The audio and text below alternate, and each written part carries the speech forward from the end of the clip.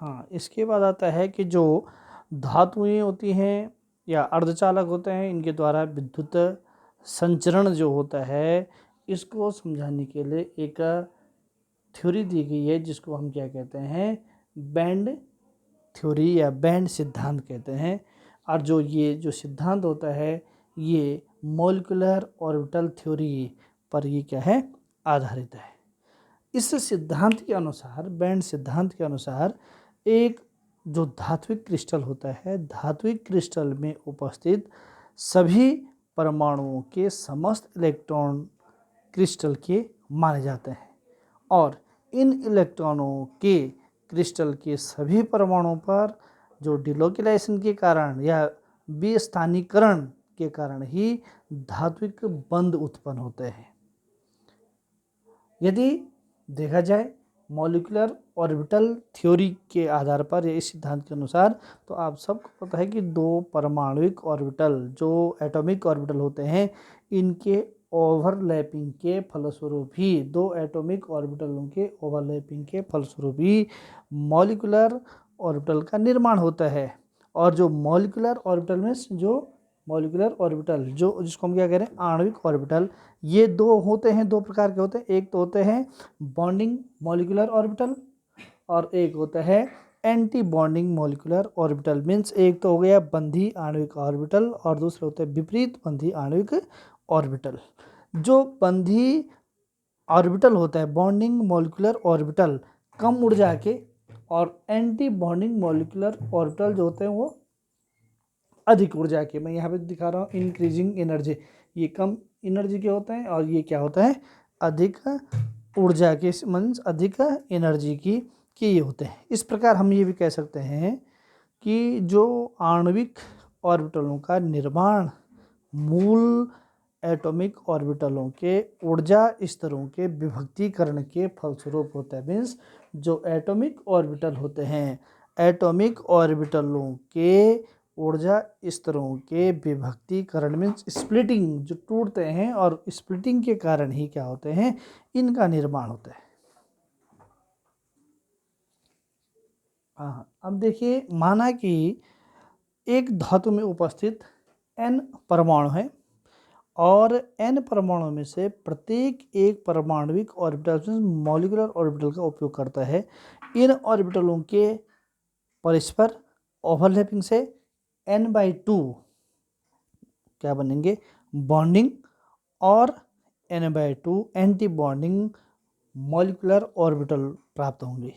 इस प्रकार हम ये भी कह सकते हैं कि एक दूसरे के निकट स्थित जो n आणविक ऑर्बिटल प्राप्त होंगी, परस्पर निकट स्थित आणविक ऑर्बिटलों की ऊर्जा बैंड, इनको हम कहेंगे एनर्जी बैंड,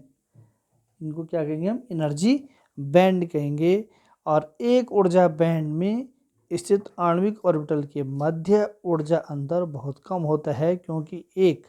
धात्विक क्रिस्टल में उपस्थित जो परमाणुओं की संख्या काफ़ी अधिक होती है और इस कारण जो आणविक ऑर्बिटलों की संख्या भी क्या होती है, बहुत अधिक होती है। यदि हम कहें कि एक धातु में जो विभिन्न परमाणुविक ऑर्बिटल जैसे 1s 2s आदि से उत्पन्न जो आणविक ऑर्बिटल होते हैं, विभिन्न ऊर्जा बंधों का निर्माण कर सकती हैं, अलग अलग ऊर्जा बंधों का निर्माण कर सकते हैं, ऊर्जा बैंडों का निर्माण कर सकती हैं। और इस प्रकार प्राप्त दो ऊर्जा बैंडों के मध्य काफ़ी अधिक एनर्जी गैप मीन्स ऊर्जा अंतराल हो सकता है और उसमें कोई इलेक्ट्रॉन उपस्थित नहीं हो सकता है। जैसे ये है 1s और 2s, इन दोनों के बीच में एनर्जी गैप होता है। एनर्जी गैप के कारण हम ये भी कह सकते हैं ऊर्जा अंतराल जिसको हम कह रहे हैं, कोई इलेक्ट्रॉन उपस्थित उसमें नहीं होता है। इस प्रकार के जो ऊर्जा अंतराल होता है इसमें, इसको हम क्या कह रहे हैं, फॉरबिडन जोन कहते हैं, जिसको हम निषिद्ध क्षेत्र या निषिद्ध बैंड भी कहते हैं। जैसे सपोज माना लिथियम ही है, लिथियम में अगर देखा जाए लिथियम धातु में तो 1s और 2s और परमाणु ऑर्बिटलों में दो ऊर्जा बैंड प्राप्त होते हैं इस प्रकार से। और 1s परमाणु ऑर्बिटल से प्राप्त ऊर्जा बैंड पूर्ण रूपेण से ये क्या है, स्थान गृहीत होता है जबकि 2s जो एटॉमिक ऑर्बिटल होते हैं इसमें 2 ऊर्जा बैंड प्राप्त होते हैं। जो 2s परमाणु ऑर्बिटल होते हैं इससे प्राप्त ऊर्जा बैंड अर्ध स्थान गृहीत हाफ ऑक्यूपाइड होते हैं और विद्युत धारा का संचरण ये कर सकते हैं। हाफ ऑक्यूपाइड जब ये क्या है फुल्ली ऑक्यूपाइड बैंड होता है। यहाँ पर ये भी देखना है कि 1s क्योंकि फुल्ली ऑक्यूपाइड बैंड है इसलिए यहाँ पर ये क्या करता है कुचालक की भांति मीन्स ये कुचालक होता है, जबकि यहाँ हाफ फील्ड है तो ये हम ये भी कह सकते हैं हाफ ऑक्यूपाइड होने के कारण ये विद्युत का संचरण यहाँ पर हो सकता है होता है। हाँ, एक और जो यहाँ पर समझनी है कि एक धातु के जो कुछ ऊर्जा बैंड होते हैं इसमें ओवरलैपिंग भी होती है और इस स्थिति में ऊर्जा बैंडों का वितरण कंटिन्यूअस होता है। और आप देख रहे होंगे यहाँ पर ये क्या हो रहा है ओवरलैपिंग हो रही है और ओवरलैपिंग होने के कारण जो ऊर्जा बैंड होता है इनका वितरण कंटिन्यूअस निरंतर होता रहता है। तो इस आधार पे धातु अर्धचालक और जो विद्युत रोधी पदार्थ होते हैं इनके विद्युत गुणों की बैंड सिद्धांत के आधार पर हम व्याख्या कर सकते हैं। इसके इस थ्योरी के आधार पे धातु या चालक किसे कहते हैं जिन ठोसों में उच्चतम स्थान गृहीत बैंड जो हाईएस्ट ऑक्यूपाइड बैंड या तो आंशिक स्थान ऑक्यूपाइड गृहीत जिसको हम आंशिक स्थान गृहीत कहते हैं पार्शली ऑक्यूपाइड होती हैं अथवा किसी चालक बैंड कंडक्शन बैंड के साथ अतिव्यापन होता है वे ठोस एक धातु अथवा चालक की भांति व्यवहार करते हैं। यदि हम इसमें थोड़ा सा यहाँ पर आप देखेंगे तो ये क्या है हाफ फील्ड ऑक्यूपाइड बैंड है। इसमें यहाँ पर स्पष्ट आप समझेंगे अगर थोड़ा सा भी एनर्जी हम देते हैं तो इलेक्ट्रॉन क्या करते हैं जंप कर देते हैं उच्च जो उच्चतम स्थान होते हैं गृहीत बैंड में ये हम कह सकते हैं कि वहाँ से निकल करके उसी बैंड के उच्च ऊर्जा स्तर पर चले जाते हैं। इस प्रकार से विद्युत धारा का संचरण यहाँ पर हो सकता है।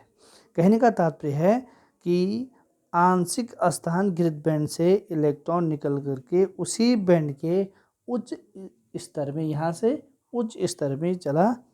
जा सकते हैं और इस प्रकार से विद्युत धारा का संचरण यहाँ पर हो सकता है। दूसरे आते हैं जो सेमीकंडक्टर अर्धचालक जिन ठोसों में प्रत्येक स्थान गृहीत बैंड पूर्ण होता है लेकिन उच्चतम स्थान गृहीत बैंड और चालक बैंड के मध्य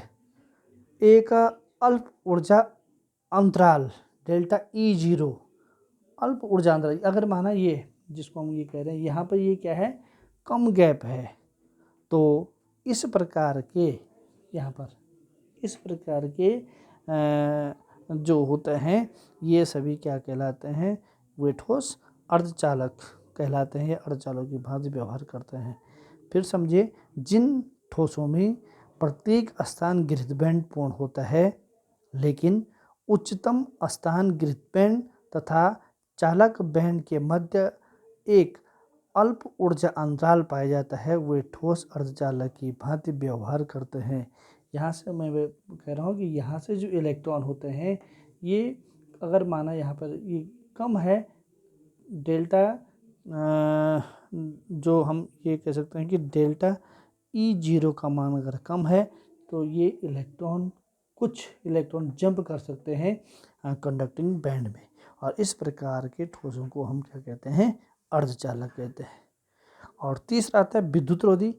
इंसुलेटर जिन ठोसों में प्रत्येक जो स्थान गृहीत बैंड पूर्ण होती है और उच्चतम स्थान गृहीत बैंड और अगले चालक बैंड के मध्य ऊर्जा अंतराल डेल्टा E0 काफ़ी अधिक होता है। डेल्टा E0 मीन्स यहाँ से हम कह सकते हैं इलेक्ट्रॉन यहाँ नहीं जा पाते हैं। यहाँ पर क्या होगा अगर माना वो डेल्टा E0 बहुत ज़्यादा का मान क्या है अधिक है तो इस प्रकार से हम कह सकते हैं कि वे ठोस विद्युत रोधी की भांति व्यवहार करते हैं क्योंकि पूर्ण बैंड से चालक बैंड में इलेक्ट्रॉनों का पदार्पण या इलेक्ट्रॉनों का जाना संभव नहीं हो पाता है जिस कारण से इनमें विद्युत का संचरण ये नहीं कर पाते हैं और इस प्रकार के पदार्थों को क्या कहते हैं, विद्युतरोधी कहते हैं।